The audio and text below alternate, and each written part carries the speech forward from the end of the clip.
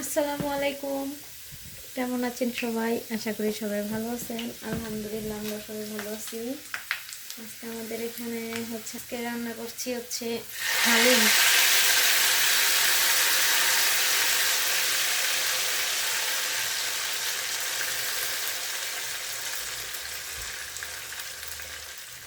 আজকে কয়েকদিন ধরে বাহিরে এত বৃষ্টি, তো আজকে বাহিরে গেছিলাম একটুখানি।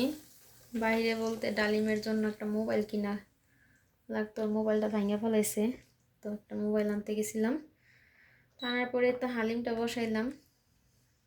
আমি আর বাইরে কোনো শ্যুট করি নাই, কারণ আমার না এখন বাইরে মোবাইল বের করতে ভয় লাগে। কারণ কিছুদিন আগে জানুয়ারি 23 তারিখে আমার নতুন একটা মোবাইল আমার জ্যাকেটের পকেটের থেকে চুরি হয়েছে। তো এরপরের থেকে আর কি মোবাইল বের করতে ভয় লাগে। তো যাই হোক, এখানে হালিমটা রান্না হয়ে গেছে, দিয়ে দিলাম বাগার। এখন ধনিয়া পাতা দিয়ে এটা বলক আসলে নামাই ফেলবো। আর ওদিকে আমার সেহরির জন্য রান্না বান্না করে ফেলেছি, রুই মাছ পেঁয়াজ দা ভুনা আর ডাল। তো আমার সাথেই থাকুন, এখন থেকে ইফতার পর্যন্ত কি কি কাজ করি আপনাদের সাথে একটু হলে শেয়ার করব। আশা করি আমার ভিডিওটি ভালো লাগবে। আর অবশ্যই ভালো লাগলে প্লিজ প্লিজ একটা করে একটা লাইক দিবেন, লাইক দিতে ভুলবেন না। আপনাদের লাইক দেখলে আমার না খুব ভালো লাগে, কমেন্টও করবেন। আপনাদের কোনো প্রশ্ন থাকলে বলবেন, তা আমি উত্তর দেওয়ার চেষ্টা করব। আর আমার ভুল ত্রুটি হলে অবশ্যই ক্ষমা সুন্দর দৃষ্টিতে দেখবেন। মানুষ বলতেই ভুল হয়, আমরা তার প্রাণী না যে আমাদের কোনো ভুল নাই। যাই হোক, হালিমটা কেমন হয়েছে দেখতে, খাইতে কেমন হয়েছে অবশ্যই জানাবো ইফতারির পরে। সাথেই থাকুন। এখন করবো শরবতটা করে রাখবো, যেহেতু আর 1 ঘন্টা বাকি আছে। দিয়ে দিলাম পানি। আর আমরা শরবতে ম্যাঙ্গো ফ্লেভারের এই যেটা ব্যবহার করি, খুবই ভালো, খুবই মজা, খাইতে খুবই ভালো লাগে। যাই হোক, দিয়ে দিব চিনি। চিনি বেশি দিব না, আগে একটুখানি দিছিলাম, এখন 2 চামচ দিলাম। এখন দিয়ে দিব ইসবগুলের বসি।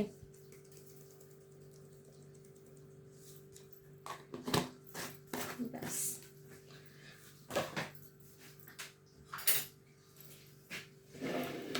যেহেতু অল্প পানি দিচ্ছি, এখন এটা নাড়াচাড়া দিয়ে ভিজায় রেখে দিব, এটা ভিজতে থাক। পরবর্তীতে পানি মিশাবো। দেখি মাহিমে কোরআন শরীফ পড়তেছে, দেখি কত দূর পড়া হয়েছে। মাহিম এক কোরআন শরীফ পুরো খতম দেওয়া হয়েছে না মাহিম? এখন কতটুকু আছো? দ্বিতীয় পাড়ায় পড়তেছো না? মাশাআল্লাহ, 2 পাড়াও শেষ হয়ে যাব। পড়ো, একটু পড়ো। أم حسبتم أن تدخلوا الجنة ولما يأتي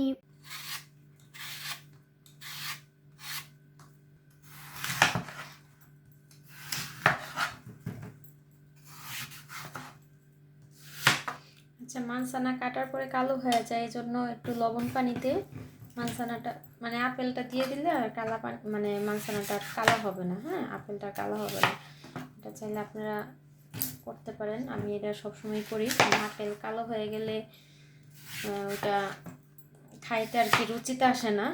সো আমি করি সবসময় কাটার পরে এটা লবণ পানিতে কিছুক্ষণ ভিজায় রাখি, তাহলে কি কালোটা আর হয় না।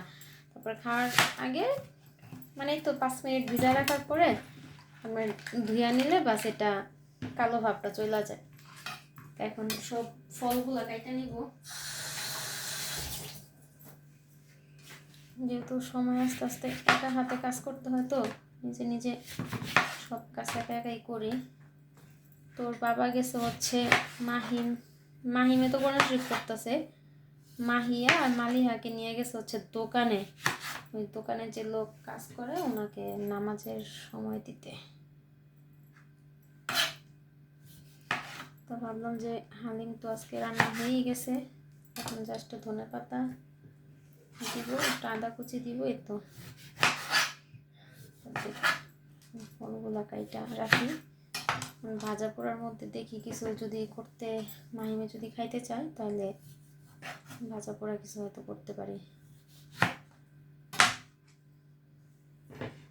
একসাথে এত ভাজা পোড়া খাইলো না, শরীরের জন্য খারাপ। আনারসটা খুবই মিষ্টি, এত মিষ্টি তা বইলা বুঝাইতে পারব না। কালকে হাফ খাইছিলাম আর আজকে হাফ রাখলাম। ধুয়ে নেব।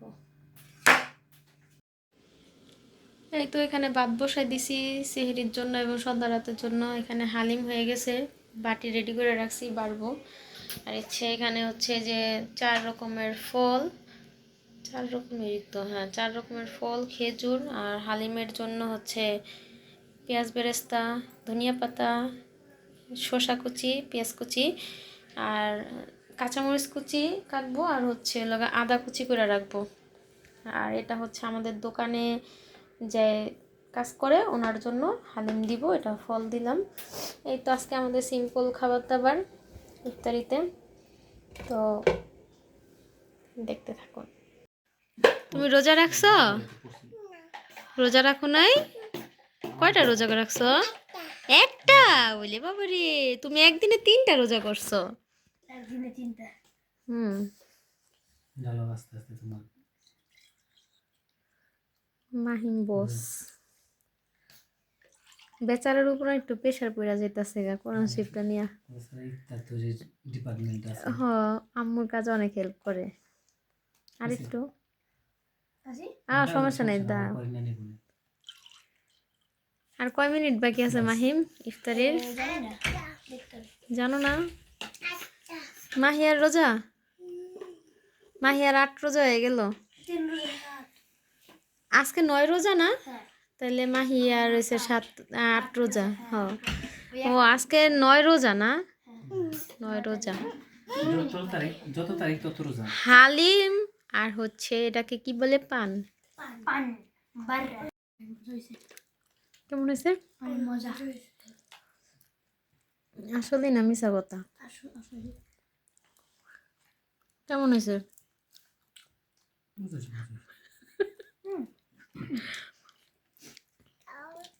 মজা না হয়ে যাবে কই, দেখতে হবো না এটা কার হাতের রান্না। এই তো আমরা ইফতারি এখন শেষ করব। তো সবাই ভালো থাকবেন, সুস্থ থাকবেন, আমাদের জন্য দোয়া করবেন। আজকে এই পর্যন্তই। আল্লাহ হাফেজ।